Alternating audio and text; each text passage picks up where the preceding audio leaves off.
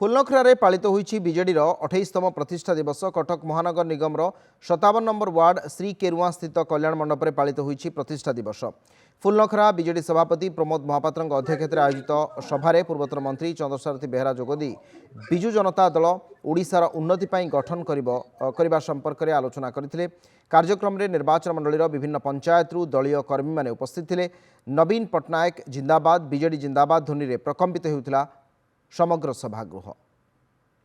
बिजु जनता दल 28तम प्रतिष्ठा दिवस कटक सदर निर्वाचन मंडल में आम कटक सदर बिजु जनता दल पालन करुचु एवं आम आज समस्ते बिजु जनता दल को जो उद्देश्य रे गठन होता ओडिशावासी स्वार्थ रक्षा करने उद्देश्य ओडिशार उन्नति प्रगति दिगरे काम कर दिगरे आरंभ होता ओडिशार स्वार्थ ओडिशार जनसाधारण स्वार्थ एवं समस्या को ऊपर प्रशासन पाखे पहुंचे लोक मान समस्या दूर कर आगामी दिन में दल प्रमुख और दलर कर्मी मैंने प्रमुख भूमिका।